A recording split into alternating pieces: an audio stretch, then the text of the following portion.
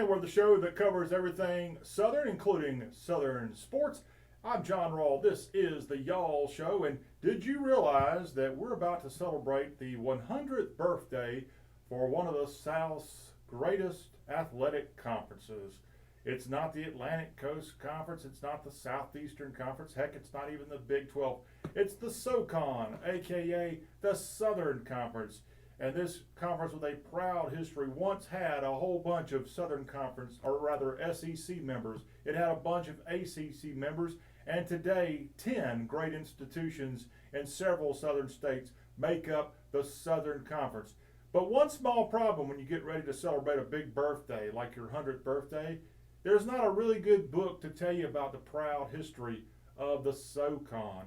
Well, that's until John Iamarino decided to put pen to paper and create a book all about SoCon history. And he ought to know a thing or two about the Southern Conference, as he was the conference's longtime commissioner. He retired in 2019, and now John Iamarino has turned from commissioner to author, and he's on right now to tell us all about a proud athletic history, his new book about Southern Conference history.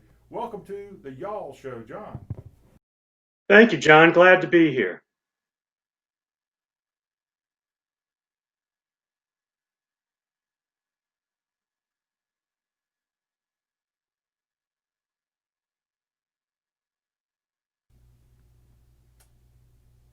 Talk about your tenure as commissioner at SoCon. Yeah, I spent 14 years as the commissioner. As you mentioned, I retired in 2019. Thoroughly enjoyed it. It's a terrific conference, outstanding institutions, very diverse institutions, state, private, two military colleges. And I was fortunate enough to work with a host of great coaches and administrators and student athletes, obviously. And if you don't mind, I'm going to put a graphic up here. The current makeup of the SoCon has 10 full member institutions. If you don't mind, just kind of walk us through who they are. Sure. The current membership includes, you've got the logos right there, the Citadel, East Tennessee State, Furman, Mercer University, UNC Greensboro, or UNCG as they prefer, Samford, Tennessee Chattanooga, they prefer just Chattanooga, VMI, Western Carolina, and Wofford College. All right. As you said, a diverse group of schools, some military, some public, some pretty big schools there. And then you got the Wofford Colleges of the world, which I think still might be like the smallest Division I school out there, and they've got speaking of proud athletic histories, they've got one there in Spartanburg, South Carolina.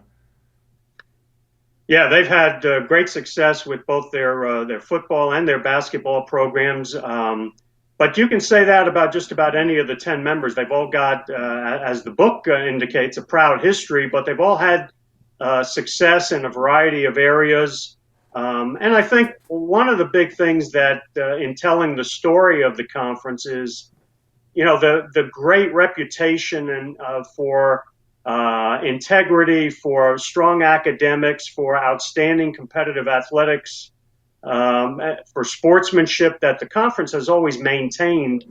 Having moved to the Southeast from up in New Jersey, my previous stay as a commissioner of another conference, it was amazing to me how many deep roots there are in this part of the country for members of the Southern Conference, both former members and current members. Yeah, and when we talk about current members, as I kind of mentioned at the start of this interview, you've got, I think, about 75 to 80% of the current SEC makeup were once members of the Southern Conference, and then a whole bunch of ACC members. So let's go back. Your book talks about all the formation and such. As this conference kind of got going in Atlanta, Georgia in 1921. What was going on? I've read before about the SAIA or something like that, was kind of the original conference that had probably 50 colleges, it seems, in it. What led to the formation of the SoCon? Yeah, there was a very loose umbrella group called the Southern Intercollegiate Athletic Association, SIAA. that had about 30 or 40 members from the southeast region of the United States that decided they were going to put together some championships. And very loose regulations. There were concerns, even as schools got into the SIAA, there were concerns about were all the athletes eligible? Were athletes moving from one college to another based on the season? So it had its start, and it ran some track meets, and it ran a basketball tournament that took place in Atlanta. But as you said, during the 1921 SIAA basketball tournament in Atlanta, a group of 15 representatives from Southeast located institutions had a meeting at a local hotel in Atlanta over 2 days and basically said, we need to tighten this up. We want to work together to put together an organization that will abide by certain rules and regulations regarding eligibility and competition. And so that was the start of the Southern Conference. The initial name was the Southern Intercollegiate Conference, or SIC. And so there was a lot of confusion with SIAA and SIC.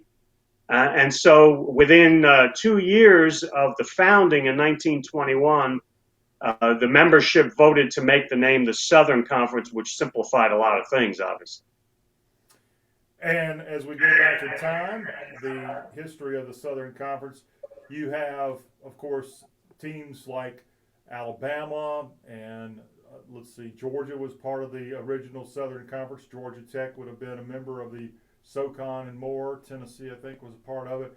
A lot of those schools. And then in the 1930s, several of those schools decided to form the Southeastern Conference. And then in the early 1950s, the Atlantic Coast Conference was formed. But for a long time, even members, you've got schools that in the, let's say, more recent history have been members of the Southern Conference. Let's say West Virginia with Jerry West was a big part of the Southern Conference history.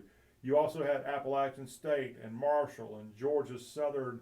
Also, at one point, Elon was a member of the Southern Conference. Davidson with Steph Curry was a Southern Conference member. So a lot of great athletic history. And, of course, a proud athletic history is the new book from John Iamarino. Let me show a cover of that book, John. And it kind of right there on the cover states what you are. 100 years of the Southern Conference. And as you were commissioner, I guess as a commissioner of a NCAA Division I conference, you had to always kind of go out there and toot the horn for how proud the SoCon history was, but you didn't have a good book to do it, and now they do. Well, that's very kind of you to say, and hopefully many readers will agree with your assessment. When we started the project, I started looking at, with my staff, I started looking at the fact that we were going to celebrate 100 years in the year 2021. And so for 4 or 5 years before that, we started thinking about how can we really celebrate this, because it only happens once in a lifetime. And we were fortunate to be in the role when the anniversary was coming up. So one of the things that I thought would be very valuable that other conferences had done would be kind of a coffee table type book, heavy on old pictures, but with still giving the historical accuracy of certain records about the conference's formation, the great achievements over the years. And so when I started, my thinking was I was going to serve as kind of a traffic cop and an editor, and enlist a number of different people to help me with this project. I had a journalism background, always thought I had maybe the ability, if not the time, to write a book. So I figured I'd do some of it. But then I think, John, that one of the key discoveries for me was I didn't know it existed, but one of my staff members pointed out that we had a binder with all of the conference minutes going all the way back to the original meeting in February of 1921. And when I started looking through that, I realized these minutes and the actual history of what occurred were going to be necessary for anybody writing about the history of the league. And so at that point, I said, well, let me try it because I've got the minutes and it'll be difficult and unwieldy to kind of hand them out and borrow and, that kind of thing. So once that took place, then I started trying to find time on weekends in the evening. I started going into the office, around 6:30 in the morning to get a couple of hours of work and research in before the day began. And as it turned out, most of the book is mine. I did get invaluable help from a number of members of my staff and others. I had several interns from Wofford College that actually volunteered to do some of the research. So it turned out to be a lot of fun, and it's hopefully something that will be of value for many, many years for the Southern Conference. And in your mission, as you stated, part of the whole history of the Southern Conference was the fact that a lot of the members just kept on trucking through these years. You've got two current members of the SoCon, Furman and the Citadel, who've been members unchanged in the Southern Conference since the 1930s. VMI also was right there in the early 1930s, but they left for a few years. Now they're back in the fold of the Southern Conference. So this is not some Johnny-come-lately athletic conference, the Southern Conference. It's a proven conference, and even in today's FCS era, you still have some longtime members of the Southern Conference. As the journalist that you are, John, somebody like me, I like pictures sometimes in books, and it sounds like A Proud Athletic History has a whole bunch of great pictures. Tell me about some of the great photos featured in your new book on the Southern Conference. Yeah, actually, John, one of the more difficult challenges I had with the book was deciding what not to use because there were so many good, great illustrations showing through the decades. As an example, there's one picture that we did include, two in particular that I would point out. One is I think it's the 1927 Southern Conference Boxing Championships. Boxing was once a SoCon sport, and it was very popular in the 20s and early 30s. But the photo that we did use is of a packed arena at the University of Virginia that hosted the 1927 championships, and it shows people everywhere watching. It was a smaller arena, it seated maybe 3,500, but it's packed and it's a SoCon championship. That's one picture that I recall particularly. The other one is a Clemson pole vaulter who is in the Southern Conference Championship meet. And you can look and see where he's going to land. And he's going to land after he clears the pole at the bar. He's going to land in cinders. There's no pad. There's no protection. He had to be, I don't know how many feet high, 8, 9 feet, whatever it was. And he's landing in a pile of cinders because there's not the protection that we routinely see now at a track meet. So it's just an example of how sports have evolved through the years. One other piece of information that I found very interesting through the research that we did. You mentioned about the three schools that have been in the conference so long, and it's true. The Citadel and Furman have been members nonstop since 1936. VMI actually joined the conference in 1923, and as you mentioned, they did leave for a couple of years and then have come back. But the interesting thing is in the research, we found the very first logo used by the Southern Conference had the names of the schools. It was in 1958, I believe, and it had the names of the schools and the year they joined. And next to VMI, it said 1924.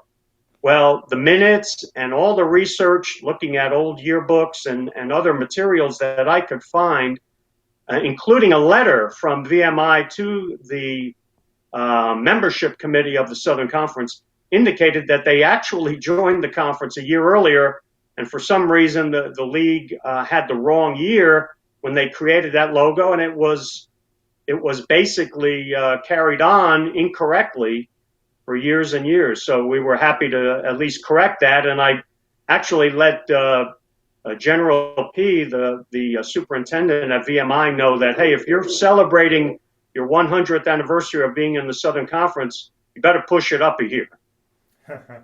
Very, very good point. Talking to John Iamarino, former commissioner of the Southern Conference and now author of the book, A Proud Athletic History, 100 Years of the Southern Conference. And this book is out on Mercer University Press. And John, Mercer, a proud member of the Southern Conference, a school that came into the SoCon's fold while you were commissioner of the Southern Conference. They've been members 10, 15 years, something like that. Was a condition of their entry into the SoCon, they let you put a book out on their university press? No, I wasn't that clever, John. I didn't think that far ahead. But actually, Mercer, VMI rejoining the conference, and East Tennessee State also rejoining the conference. They had previously been members as well. But the negotiations for that began during the year 2012, 2013. And so Mercer, VMI, and East Tennessee State came in 2014. So it hasn't been that long that they've been back as members. But the people at Mercer Press have been terrific to work with, and they've been very supportive of a person who knew nothing about publishing other than he thought he could write a book. But the people there have been terrific to work with. John, how large is your book? I think it's about 250, 260 pages. It actually turned out to be larger than we originally intended. That's why I had to let some photos that I would love to have included go. And I think one of the things that the folks at Mercer Press convinced me to do, because I wasn't 100% sure whether to do it or not, but I wanted this to be a definitive history. I wanted it to be the book of record for the conference's history. So there is a section in the back of the book with every championship team, both regular season and championship tournament, going all the way back to 1921. And we also have a listing of all the most outstanding players or performers in all of the championship tournaments going back to when that award started in the various sports. So that lengthened the book, but I think it's a valuable tool and will be able to be a great reference for many, many years.